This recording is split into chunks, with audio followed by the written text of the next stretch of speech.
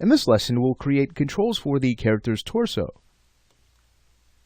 Now, as we start to build more controls, it's a good idea to create a repository of control objects. That way, we don't have to constantly waste time building more controls when we have a library of controls we can pick from. So take our global control, for example. With that selected, if we wanted to, we could always go to File, Export, Export Selected, and we can go ahead and name this, let's say, triangle_shape.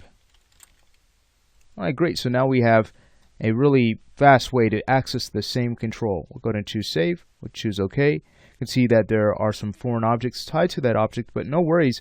None of these will be added to that file. So we'll just go ahead and choose OK. We're good to go. Alright, so if we ever need to work with a triangle shape again, we simply go ahead and import that object back in to save us some time. Alright, so from here, we can now go ahead and, let's say, work on a chest control and a pelvis control. We'll also add a back control and a center of gravity control. And then I'll go ahead and show you how to constrain the torso to those objects in the following lesson. But let's go ahead and get all of these objects built. Now, heading over to the Create panel, let's go to our Primitive tab. And what we'll do is go ahead and create a box. The reason being is because I'd like to show you how to create a shape from a polygonal object. So I think this is really cool. For your creation method, you could always have this set to cube so it's even. We'll go ahead and create this object now. And with it selected, let's go to our hierarchy panel and let's go ahead and choose Effect Pivot Only, Center to Object. So now that the pivot is centered, we can go ahead and snap this object over to the chest. I'll press F3. And then we'll press Shift A and align it over to the chest bone. Alright, so from here what we could do is convert this to an editable poly because you can see we don't have any sub-objects to work with. So I'll go ahead and right click and I'll choose Convert to Editable Poly. Now we can go to our vertex sub-object and start resizing this. We can go ahead and bring down the size on this object a bit more. Alright, great. So at this point, what I'd like to do is go ahead and show you how to convert this to a shape. So we'll need to work with our edge subobject level.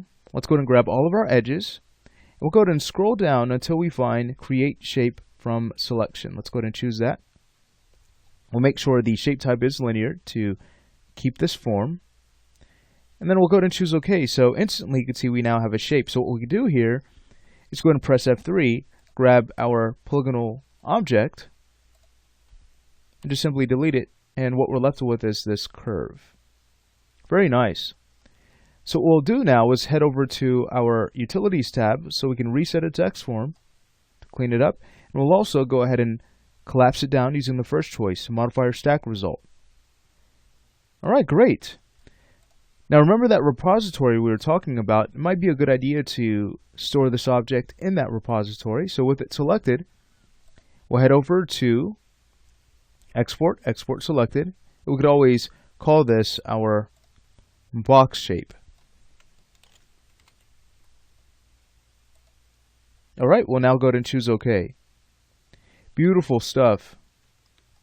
Alright, so now that we have this object in place, what I'd like to do is go ahead and snap this down to the pelvis. And then we can work on reshaping these objects afterwards. So let's do that. We'll press F3. We'll press Control V to create a copy. And now we'll press Shift A to quick align this over to our pelvis.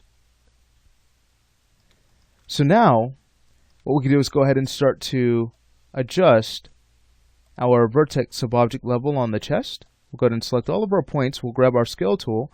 Let's make sure our scaling method is set to center so we can scale from the center of this object. Great. At that point, I'd like to go to the Move tool, grab the points up front, and maybe pull those out just a little bit more. And then we can go ahead and take these lower points and go ahead and lift those up. Take the points at the top and pull those back, again, so it kind of conforms around the chest. Alright, that looks pretty good. If anything, we can go ahead and grab all of our points here and scale them all out. And here we have our chest control. Let's go ahead and do the same thing for the pelvis. Now keep in mind, we're also going to fit a back control between the two. So let's go ahead and set this up. Let's go ahead and grab our pelvis, and we'll head over to our vertex subobject level, and we'll start to reshape this the same way. We'll grab our points at the top and bring those down so this fits around the pelvis. Take our lower points, bring those up, and then we'll go ahead and start to kind of pull these in. All right, great.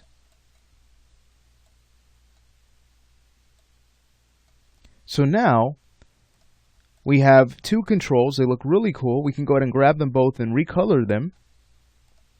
We can always work with that same shade of yellow. Very nice. So everything's nice and consistent. We'll go ahead and grab our chest control. We'll have that renamed to enum_chest01.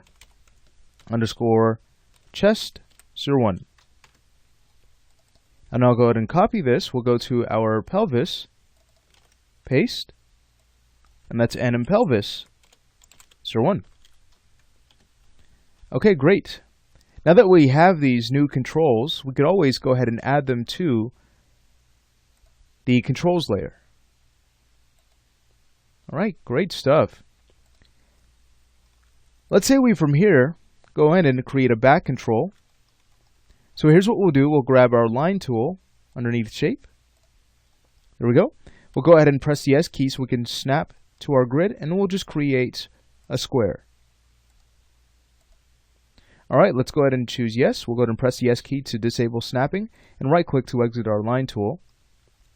Let's press F3, and in wireframe mode, we'll now go ahead and quick align this object to the back with Shift A. All right, very nice. So what we can do at this point is go to our vertex subobject level and start reshaping this. We'll go ahead and grab our scale tool. We'll scale from the center and bring this up a little bit more. And then we could always pull this forward. That looks nice. I'll press F3 just to make sure it wraps around the character's back nicely. And it most certainly does. Let's go ahead and exit our vertex subobject level, and let's go ahead and rename this object to enum back 01. All right, great stuff. Let's go ahead and now make sure we reset its X form. Good stuff.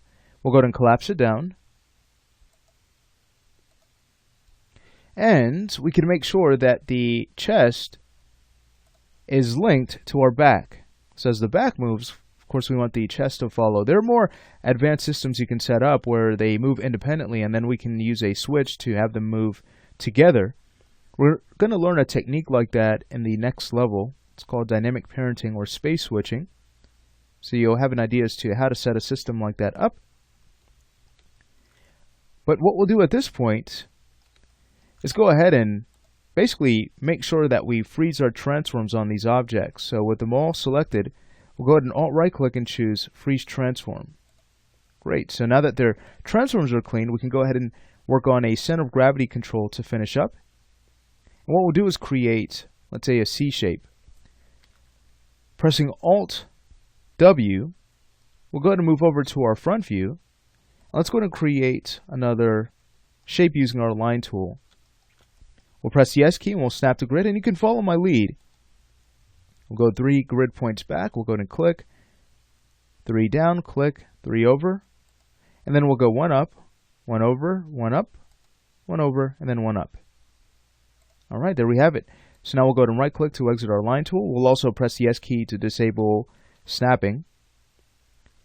Let's say we go back to our perspective view here. We're going to go ahead and move this in place. We'll press F3, and with this selected, we'll go ahead and press Shift A and align this to the bone object that we'll control, which is our root. All right, so from here, what I'd like to do is go to its vertex subobject level and start reshaping this. We'll go ahead and pull the shape back. We'll grab our scale tool and start to scale this down. Great. So from here, we can go to our front view just to make sure that this object is centered.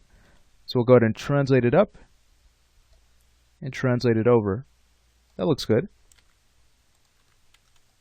Right now, exiting our vertex of object level, we can go ahead and rename this to anim COG01. We're going to want to have this linked to our global control. If we were to go ahead and reset it now to clean it up, we can now go ahead and collapse it down, and now we can safely go ahead and tie our controls to this object. Let's go ahead and press the Q key just to go ahead and take a look at our objects thus far. I'd like to go ahead and recolor this object. Okay, beautiful. So in order to make sure that every control here will move properly with our center of gravity, what we basically need to do is go ahead and take the back control and the pelvis control and link to this object. Let's grab our link tool.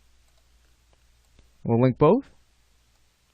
And now with the center of gravity selected, we'll press Control Page Down, and we'll now Alt right click and choose Freeze Transform.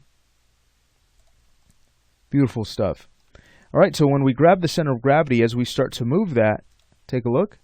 We're controlling the torso. When we grab the back control, we're controlling the chest. And when we grab our global control, we're driving the entire rig.